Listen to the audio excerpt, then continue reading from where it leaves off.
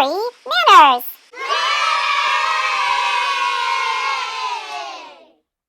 I'm so glad that you're here. I have a lot to talk to you about today. And so I want us to get started. Keep saying hello, and I will keep doing my best to say hello back to you all. We have so many fun things lined up for tomorrow and next week. Next week, we're going to be learning about gardening. You're going to start your own little garden, whether it's a flower garden or vegetable garden. We're going to be talking about how to make and be a good friend. We are going to be learning lots of things. So I'm excited to spend this time with you each day. Hi, Trey. Nice to see you. So let's get down to business, shall we? So, did you write your story yesterday for your storybook? Did you have success? Oh, I'm so glad. Did you also write 2 more sentences? A sentence for asking a grown up and one for asking someone your age? Remember, that's what you're doing all week. So, we're going to talk about our book project in just a minute. But first, as you know, I'm going to have to teach you an etiquette skill because this is the Etiquette Factory. So, let's talk about one. Hey, Aniston and Eden, welcome. So, now I don't want you rolling your eyes when I tell you about what we're going to talk about for your etiquette skill today. So, just keep those eyes pointed straight to Mary Manners. We're going to talk about interrupting. I said, don't you be rolling your eyes. Now, listen, kids, I know you've been taught your whole life about that it's not polite to interrupt others. And that's true. And we're going to talk about a little bit more about that. But I'm going to teach you an aspect of interrupting that sometimes we forget to talk about, and it's a really important etiquette skill. So, let's talk about this. And I miss you too, Layla. Oh, I miss my grandkids, y'all. I don't like this having to stay away from each other. It's making me crazy. So, interrupting. I know that you know what is interrupting. Interrupting is when we start talking before someone else is finished speaking. And for sure, you all, it's not polite for us to do that. The thing is when we do that, it it might make the person speaking feel like we don't really care about what they're saying. Now, with that said, do you remember last week we learned the etiquette rule that it's not polite to ever talk more than 2 minutes at a time before we turn the time over to someone else and let someone else talk? So I hope you and your parents are practicing what 2 minutes feels like. And a great way to do that is when you're at the dinner table and you're asking questions to each other, is literally set a timer for 2 minutes until we all know that we're really in the practice of not speaking more than 2 minutes at a time. It's called taking turns. But here's what I want to talk to you about interrupting today. So, this is something you may not have been taught. And so, interrupting is also when we listen in on a conversation that we have not been invited to listen in on. You might be going, say, what, Miss Manners? It's true, you all. Have you ever seen your mom or dad over a little ways off talking to a friend, and you just without thinking just walk over and just stand right beside your mom? And you know you're not supposed to interrupt, so you don't speak because you can see that your mom and her friend are talking, but you stand right there when your mom and a friend are talking and you can hear their conversation. Well, kids, the thing is, that's not polite. And here's why it's not polite. You see, when adults are speaking to another adult, we never know really what they're talking about. Like, let me give you an example. Let's say your mom's friend had something really sad happen to her, and she's telling your mom about it. But it's a private matter. It's something that's personal, and she really doesn't want other people to know, but she has your mom is her friend and she trusts your mom, so she's telling your mom about it. Well, see, if I just walk over and just stand right beside them as they're talking, it's like I'm eavesdropping. I'm listening in on a conversation that I haven't been invited to join. We just never know what two people are discussing that they might want to discuss in private. And that's why it is not polite for any child or really anyone to approach a conversation already in progress unless you've been invited to do so. Now, before you freak out on me, let me tell you how we handle this. So, we do something called the 6-foot rule. So later today, I want you to get, oh, where's our homework book? You know, I can't tell you to do something without you writing this down because you got homework. This is simple. I want you to measure 6 feet. Okay? So we're going to do homework number 1. Put a number 1 on your paper. And you're going to write the number 6. And then the sign for foot is a little dash. It looks like this. See that? 6 feet. This little dash right here means foot. And so sometime today, I want you to either get a ruler or a yardstick or a tape measure, and I want you to measure.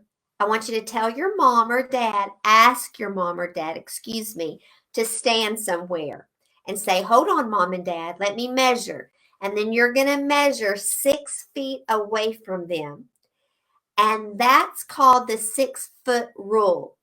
It means that when your parent is talking with another adult, you don't get closer than 6 feet. And so you just stand about 6 feet away and see your mom and dad, they're so smart. They have spidey senses. You know how Spider-Man has spidey senses where he just knows when something's going on? Well, moms and dads, y'all, they have the same spidey senses. When their kids need them and are kind of close, like 6 feet away, your mom and dad know it. And so what you're going to do is you're going to stand about 6 feet away, and your mom or dad are going to hold up their finger, not high, but mom and dad right at your leg. You can't see because my leg's down there, but I'm just raising my finger like this. And that sends a message to my child that I do see you and I do know you need me. And as soon as it's appropriate for me to break my conversation, I will see what you need. You all, that's called the 6-foot rule. And I know you can do it. And you're going to feel good about knowing that you're being polite.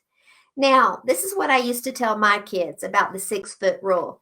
I said, when mommy is talking to someone, you better not be standing 6 feet away trying to get my attention if you're hungry or if your brother looked at you wrong or if your Nintendo quit working. You better need me in order for me to break a conversation with another grown-up. Does that make sense?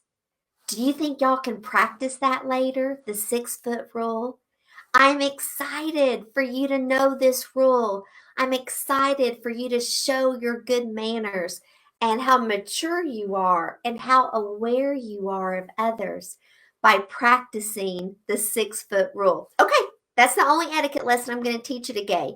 That was easy. Quit your fussing. That was an easy skill. Okay, now number 2, your homework today.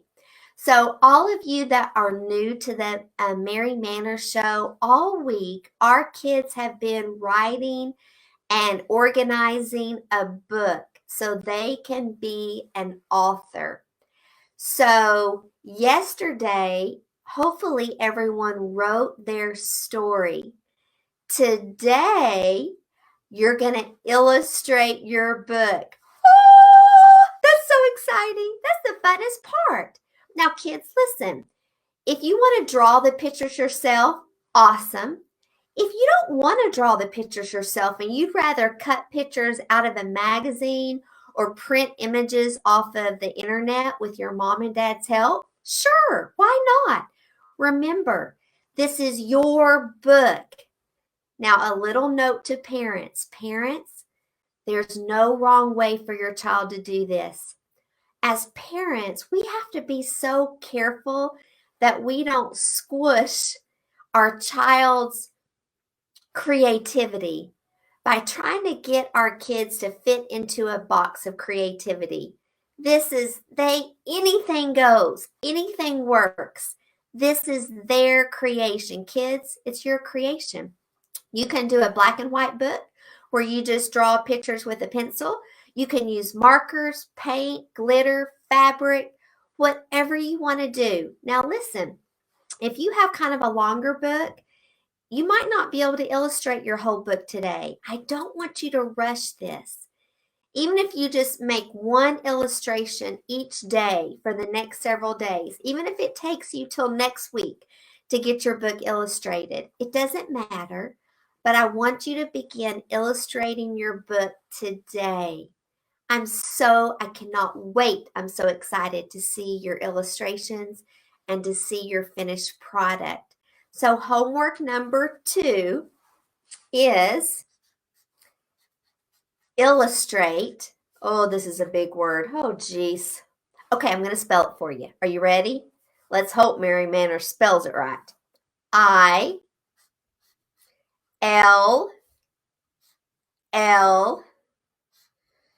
illustrate. I think an I comes after that. I-S-T-R-A-T-E.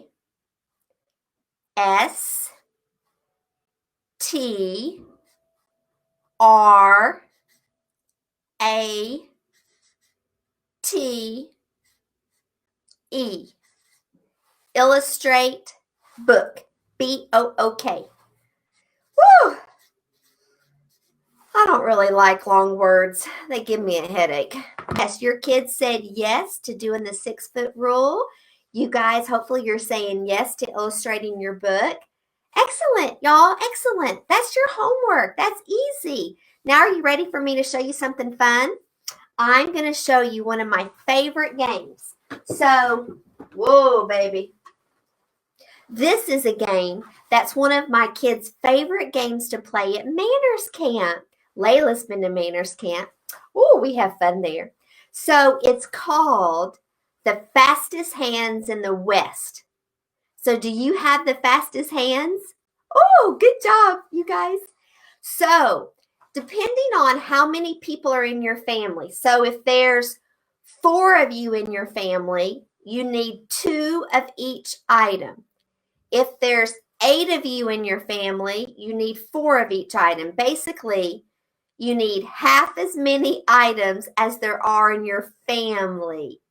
So you need 3 different items. Don't worry, I'm going to explain. It's easy. So for instance, what we use at Manners Camp is I use apples. So your 3 items have to be different colors. So I use red apples. I use yellow lemons. And I use blue balls. So you need 3 items they don't have to be round, but they need to be about the size of the palm of your hand so that they're easy to grab. You don't want something too little that you're sitting there fighting with each other with your fingers, but you need something that's pretty easy to grab. And so here's how you play. You sit across from your competitor, crisscross style, on the floor. So for instance, let's say there's 4 people in your family. There's mom and dad. They're sitting across from each other, crisscross style, if their knees can handle it. And you and your brother are sitting across from each other, crisscross style. Now, if there's just 2 of you in your family, then the 2 of you will play this. But you're going to put these 3 items in between you all, equal distance, about a little bit apart. And so here's what happens. There has to be someone who calls out the different items. So if I'm the one calling out the items and it's you and your mom playing, and the 3 items are between you, I might say ball. And whoever grabs the ball first wins that point. If I say lemon, whoever grabs it first, touches it first, wins that point. So I might say red or apple. I might say blue or ball. I might say yellow or lemon. So the idea is you get 3 rounds to try to beat your opponent.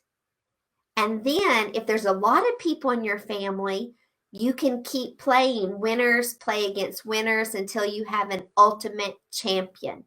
It's called the fastest hands in the West. And you're going to see who has the fastest hands in your family. So today, if you want, go find 3 items in your house, but you got to have enough of those items to be able to play the game. So you can use 3 hair rollers. You can use, 3 or 2, however many you need. Oh, I don't know. What else would be good? Oranges or just something that fits in your hand. I guess you could do something like shoes, but those are kind of big to pick up. Plus, you don't want to be putting your hands on someone's stinky shoes, especially your dad's. So that's a fun game. It's so easy that you all can play later. Kids, I want to thank you for being here today. I want to tell you about something that when I was a kid, one thing that I did one time that I wasn't really proud of myself about. I watched my mom and dad serve a lot of people. My mom and dad were always taking us kids. We were always going to rake someone's yard, to take groceries to someone. I remember one time my mom took me to the state capitol in Nashville, Tennessee, to plant a tree in honor of a group of people. I remember my parents giving rides to people. I watched my parents serve others my whole life, and it really impacted me. But I wasn't always happy about serving others when I was a kid. One time, I probably was about 10 years old, if I remember right. There was this little lady at my church, and every Sunday we would go pick her up and take her to church. Now, she was a little person.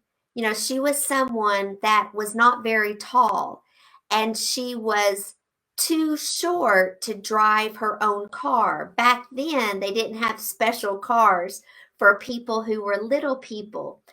And so we would go take her to church. Now, a lot of times she kind of got sick often, so we wouldn't go get her because she didn't feel good. Well, one Sunday we were getting up, we were ready to go to church, and I really didn't like going to get her because she lived way out in the country.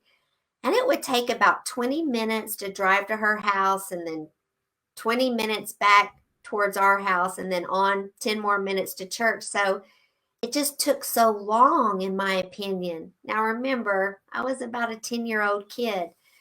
But one morning I got up and I was in the kitchen and my mom came in and she said, hurry up. We've got to go get Miss So-and-so. And I was like, Mom, can't anyone else go get her?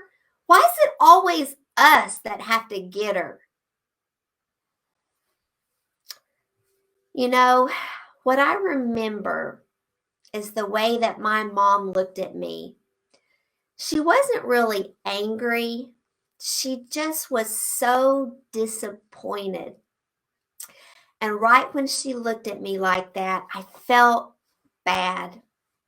I knew I was not being kind.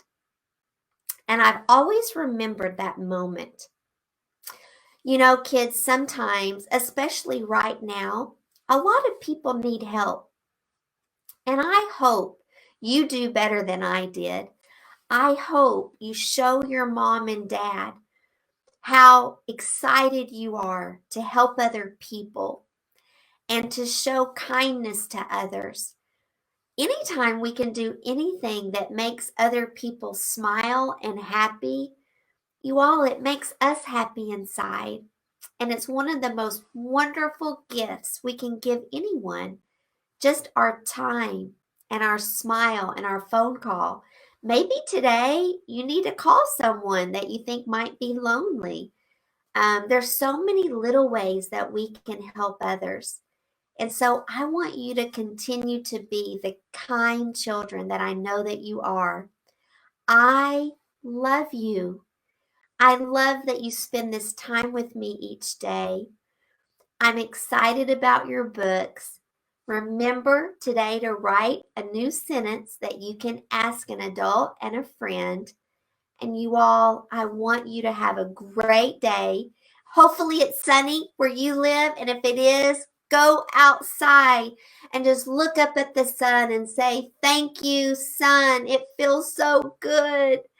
Y'all, I love you. God loves you. Please say bye to me. Oh, thank you, Layla. I love you too, my sweet girl. Thank you, you all. I will see you tomorrow. Tomorrow, we're going to make your book cover, and I have some great ideas for you that I'm going to show you. So I'll see you tomorrow. Work on your book. Play the fastest hands in the West game. Oh, you have so much to do. You better get busy. Quit your goofing off. You got a lot of work to do today. I love you, you all. Bye. Bye, Layla. Bye, everyone. Say bye. I love you. Love you. Bye.